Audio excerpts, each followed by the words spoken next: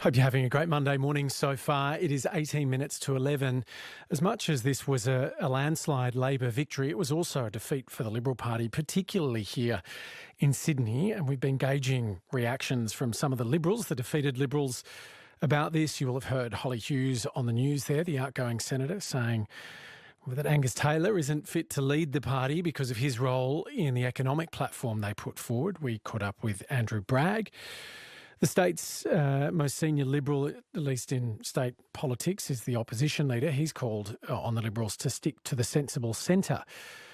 So is that the way forward for the Liberals, particularly here in Sydney? Jason Falinski was the Liberal MP for Mackellar. He was defeated at the last election by Sophie Scomps. Of course, Sophie Scomps has held on to the seat. A very good morning to you, Jason Falinski. Hey, Hamish, it sounds like you've spoken to everyone in the Liberal Party this morning. Yeah, across the ABC's done a very effective job of gauging reactions. What's your observation now that you're slightly out of it about what went wrong? Have the lessons of your loss not been learned? Oh, look, I just think that there's a whole group of Australians that we are not clearly explaining our value proposition to. So we're not clearly explaining to a whole bunch of people who live in our major cities why the values and the policies of the Liberal Party will make their lives better and easier. And what do you make of the reaction that you're hearing so far from the Liberal Party? Because, you know, we've heard explanations along lines of, well, we didn't do a good enough job of explaining everything that's wrong with Labor. Labor's got vested interests. It was the media's fault. It's always the media's fault, Hamish. You should be ashamed of yourself. Do you feel shame? What do you make of Liberals reacting in that way, though? I mean, look, complaining about the media is a bit like sailors complaining about the sea. I mean, you're just part of the ecosystem. In terms of explaining what's wrong with Labor, I think that we're better off actually thinking about what are the challenges that Australians are facing in different parts of the country, and what we can do to make those challenges easier to face and better to overcome. Politics is not a difficult proposition. It's how do you want to make the lives of your citizens better, and that's the real question that we have to ask ourselves. After that, there are definitely questions like, obviously there is an ecosystem of people that are really designed to belittle and demean and dehumanise, frankly, the Liberal Party.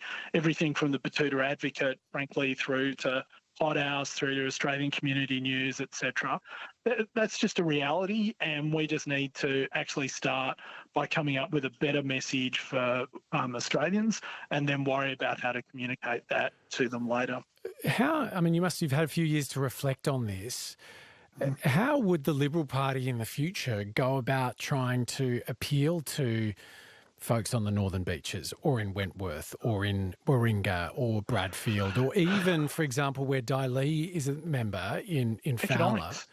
Economics. We can make your lives better. So, look, when the Liberal Party every major political party in Australia is designed around culture wars, with the exception of the Liberal Party. The Liberal Party is the only... Yeah, absolutely.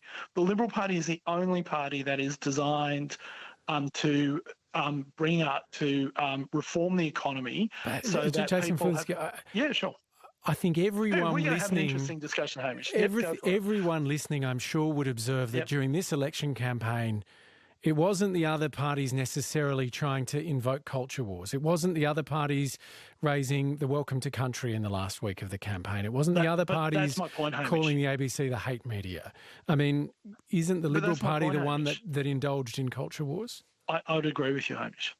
That's my point. My point is, if we're announcing tax reform changes to actually create a more productive economy, when we're having arguments and fighting on that territory, that's when we tend to win and tend to appeal to people in like seats on the Northern Beaches.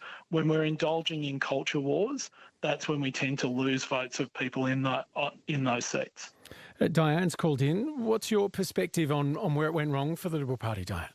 I think there's a bit of gaslighting going on by the Liberal Party to the electorate. As a Liberal Party, you've had a very long time to understand what the issues are that the electorate has. You've had a long time to understand that you shouldn't be doing what you've done. So the divisive policies you used in the referendum, which were obscene, then you tried that in this election. Now, I was at the polling booth at North Rocks because I was helping a party there. It was crawling with young men in blue shirts who really were naive. They didn't know what they were doing. They were being very courteous, but they had completely overtaken the booth with their posters. There was no room for anyone else. It was intimidation, and you don't need to use those tactics. This is a democracy, not a takeover. Diane, it sounds like you were volunteering for a different party. Would you be open to voting for the Liberals? Is there something that they could do to bring you over? They need to go right back and start again. No, I'm nowhere near. They don't understand that the independents are the ones that... The independents are now going to come through because these two major parties are not representing the people. Diane, they're representing vested interests. Thanks very much for your call this morning. Jason Falinski, I know you said it's the economy. What are policy ideas that you think could win back for the Liberals some of these seats you've lost in Sydney, bearing in mind that there's now as many independents in Sydney by the looks of things as there are Liberals? Look, I think one of the big answers would be around, if you're asking me about Sydney, traffic congestion is a massive issue for us and for people living in Sydney, so better transport. I think reducing house prices and making house prices more affordable for young people are two really big issues that we could talk about. Reducing house prices? Well, you can't make housing more affordable unless you're looking at reducing them or creating houses that are lower priced than what we've got at the moment. Hamish, I'm surprised that you query that. Well, I guess a lot of people with homes don't necessarily want to see the price go down. No, I guess they don't. But the question is that we as a community need to make hard choices around, do we think that young people should have an opportunity to own their own home like the generations that came before them, or do we think that they should be locked out of the housing market so that we can maintain the value of our homes? How many electoral cycles do you think it will take for the Liberals to be in a position to credibly offer themselves as the party of government? Oh, it could take as little as one. Really? Yeah, really. And of those that you know that are in the running, who do you think would be a good leader? Well, that's up to the parliamentary party, but I do think that all the people that are sort of indicating that they're going to put their hands up, all of them would add value to the leadership, and I know want to be part of the revitalisation of the Liberal Party. Jason Falinski, thanks for coming on this morning. Appreciate it. Always, Hamish. Thank you. Bye. 1300 222 7